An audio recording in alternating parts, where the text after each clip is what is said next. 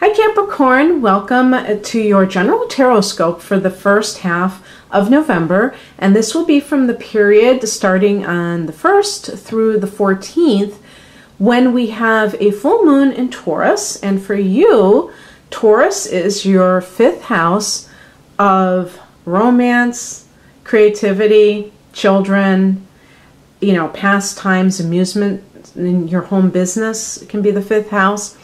So basically, something may come to culmination at that time. If you've been working on something for your own business, that might be a time when you're finishing that, preparation to launch. And it could be like falling in love. I mean, it could be like that realization that this person that you've been talking to is somebody that you've actually fallen in love with. And so it's kind of like, I always say, it's like a blossoming, the fullness becomes something more than it was. So it can be something like that. You might find out something about somebody that you're dating. And, of course, finding out about someone you're dating, that could go either way, right? You could find out that they have an IQ of like 10,000, or that they've been cheating, I guess. Any of those things is possible. And so in addition to that, I just want to tell you, I am going to be picking cards, so don't touch that dial. I just want to tell you about a few of these things to kind of go along with the cards, and maybe we could see some consistency with them, and maybe that will indicate that it's even more likely. I'm not really predicting the future so much as looking for symbolism that you already are aware of is happening in your life. And these are also general readings, so not all of the cards may resonate with you, and also not all of the transits may be accurate for you, because the individual time of birth is very important, or the degree of sun or rising is very important in calculating transits. So anyway, there's also the transit of Venus going into your own sign on the 11th of November. So it's been in the 12th house. It will have been in the 12th house for the first 10 days of the month. And the 12th house is a very spiritual place. It can be a very peaceful influence.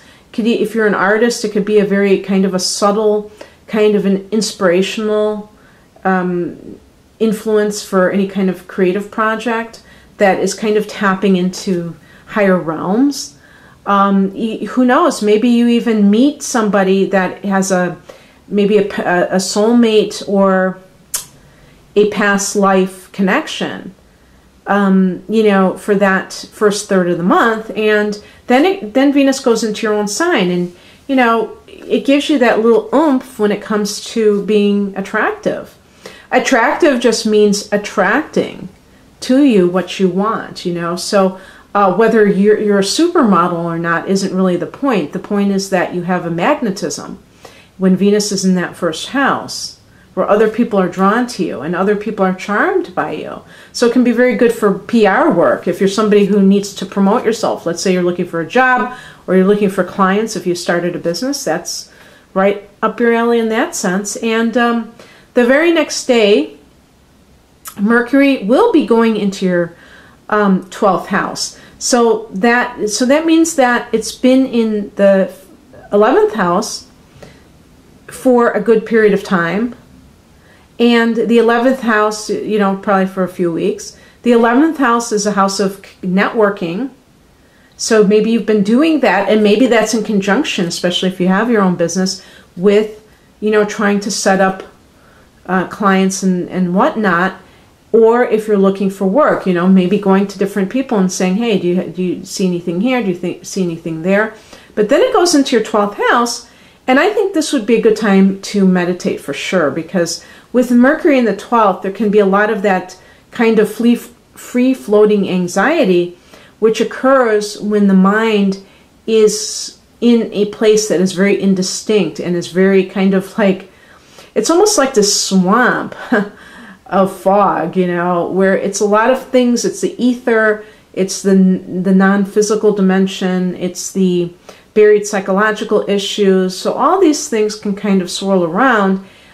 You will have, when the sun goes into Sagittarius at the end of the month, which this reading is not covering, but I'm just saying that when the sun is in Sagittarius, that is your 12th house. So you have these triggers with these very close personal planets to that sector right before your birthday in either late December or early January, or first 3 weeks of the month of January. And that's when you start to kind of go into hibernation a little bit, and you might even feel physically a lot less energetic. But that is just a natural cycle for everyone right before their birthday. So in any case, you can kind of mitigate some of this energy just by meditating. And the last thing I wanted to say is that Mars is going into your second house of earned income on around the 8th or 9th of November, and this will be, very good for you having a lot of drive about earning more money. And so if you have drive and you're putting a lot of energy into something, it'll probably translate into actual money coming to you. So you're going to be just very much focused on that and driven to earn more money at this time of the year. This specific period of time when Mars is in that second house, you're just going to be very ambitious to earn more money. Okay.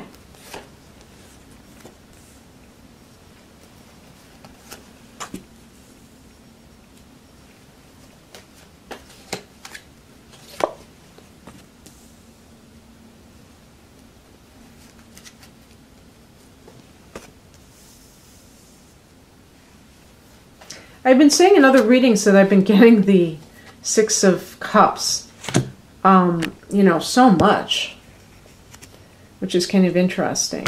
I wonder, if there's a transit that all of us can look to.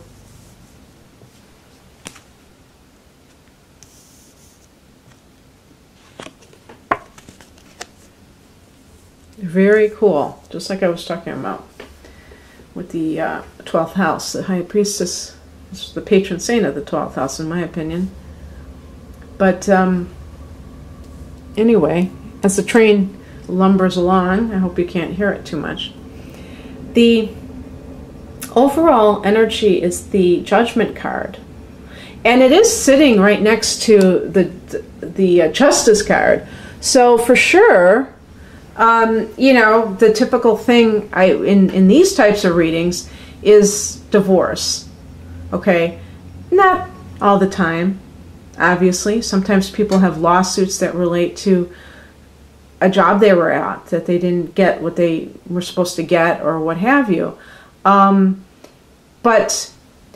the Judgment card is also about kind of cause and effect, and, things happening as they should. In other words, everything is in divine time and is happening in divine order for whatever reason. And it's a rebirth for you. Now, if something's a rebirth, it means that you came out of the fire.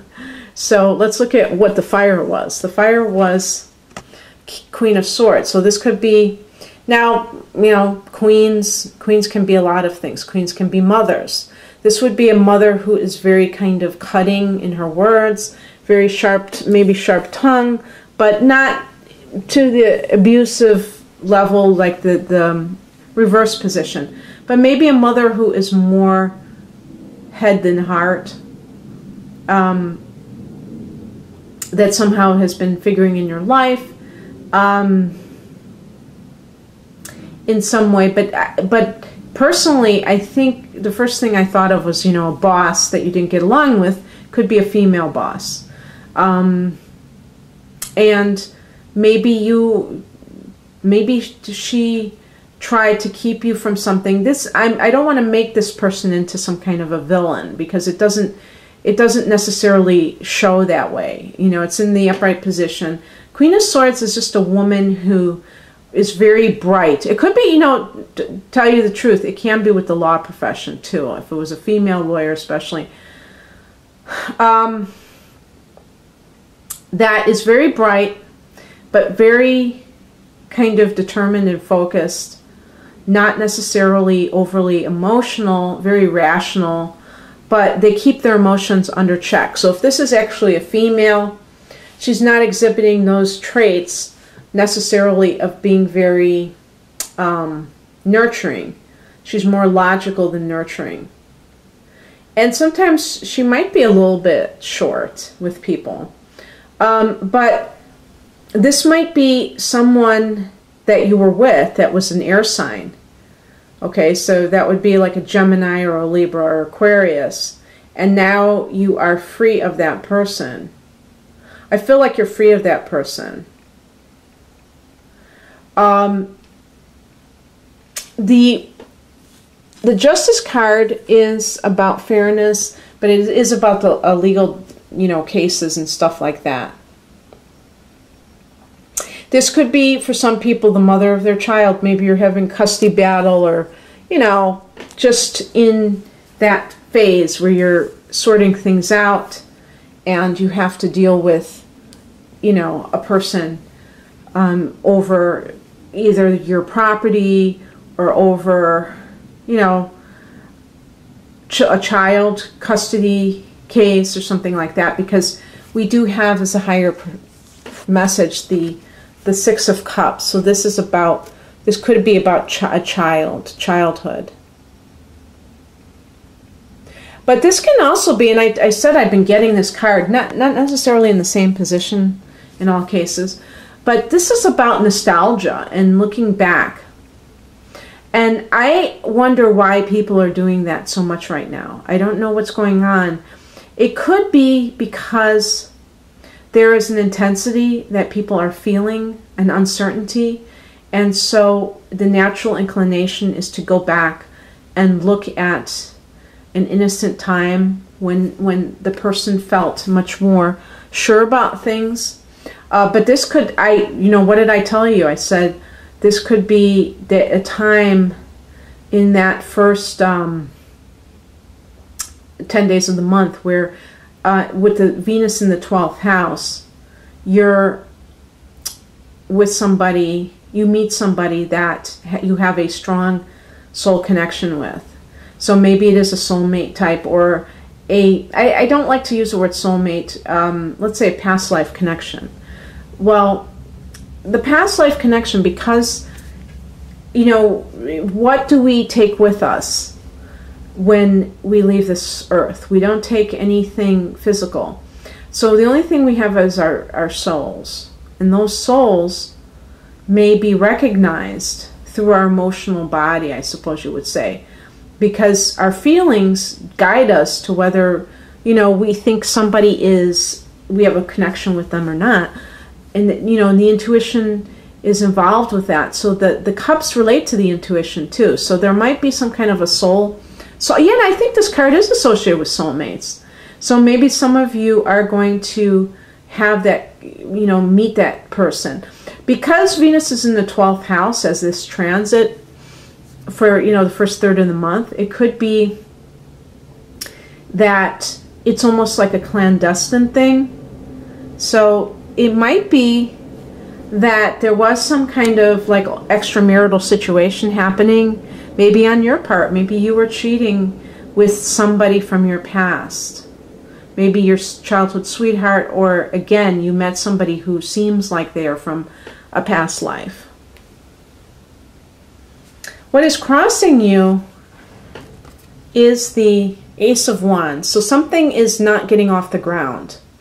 It might be a timing issue. I do feel that some of you, if this is like a business situation and you had some kind of a problem with authority, and you may have even taken it to an arbitrator or arbiter, somebody, a middleman, middle person, in terms of trying to get it resolved. Maybe not an official legal courtroom type of situation, but maybe you had to deal with somebody that was, you felt was too controlling in the workplace, and that decision was rendered. And maybe you're trying to do something that you've always wanted to do, that you've had this dream of doing since you were a child. And if that's the case, it may still not be the right time. Again, this is supposed to be a good month for launching new projects. When it gets closer to your birthday and you have these planets in the 12th house, you may feel like you don't want to do things. You may feel a little sluggish. It's not considered the best time, but that most people are probably watching because of their sun sign, and so that would be your solar chart. And the natal chart, I think, is more accurate when it comes to timing issues. So you might honor that more, and that could be anything. Your 12th house can be anything in your natal chart. So if you've never had it done before, so in any case, just realize that if there's something that you want, see how well it works. That's always a good rule of thumb. If you feel like you have to force something, then maybe the timing is somehow not right, especially if you've been having other matters that have been kind of swirling around. You may simply need to kind of put that on the back burner. Maybe you have to tweak something. Maybe something isn't quite right for launch. But it could be, in terms of relationships, it's something that you're trying to, like if you are meeting with someone and it's a new relationship and it's not gelling, that the timing isn't right for that either for some reason. And a perfect example, if you just got divorced, that would be you're not processing that relationship. You're just jumping from one thing to the other, and it's not necessarily going to yield any wisdom because you're just going through more and more activity and not necessarily learning from it. So that would be a good thing. Now, the advice is the Six of Swords, which can indicate physical relocation, but it's really, to me, more on the mental level where you're choosing peace over conflict. I've been getting that card a lot too. And I do like, when I shuffle, I put them into different piles and these cards keep showing up, and I think that these are kind of almost universal themes these days. A lot of people are actually more transient. They're going, whether it's for jobs, where they're moving more often to try to find, because of better conditions in the United States, it would be other states, or maybe in Europe, you can travel to different countries to work. I don't know how that works and what the laws are, but people are traveling to different places. But I almost see this as more of a thing related to your consciousness than physically moving shop. I think of this as if you were in some kind of a situation, and with this party, it could have been, let's say it was, what it first jumped out at me was Libra. It was a Libra individual and you're a Capricorn. That forms a square aspect, and that may have been a clash that never stopped happening in different ways, and now you're choosing peace. You're choosing to go towards something that is much more harmonious. And sometimes it really is that simple. Sometimes people are gluttons for punishment for some reason, and they go into relationships that really, from the get-go might have been rather contentious, but they stick around. I don't know why. But, here's the interesting thing. The outcome is the High Priestess. So this is that 12th house, going within. This thing, if something isn't happening, you go within. And you not only say, why is the timing not right now? but also what can I learn from this past experience? Whether it could have been on a job situation. Maybe you're trying to start a new business and, you know, you're raring to go. You see those sprouted leaves. There's a lot of fertility associated with this endeavor, but it might be that something is off for some reason. And so maybe you need to be peaceful about it. Maybe you're trying to beat your head against the wall, trying to make something happen that's not happening. As a cardinal sign, that's what you tend to do. You tend to throw everything up against the wall, see what sticks, and, you know, just think that by acting, you're solving the issue. And sometimes, I think I just said this in the private reading, the art of allowing.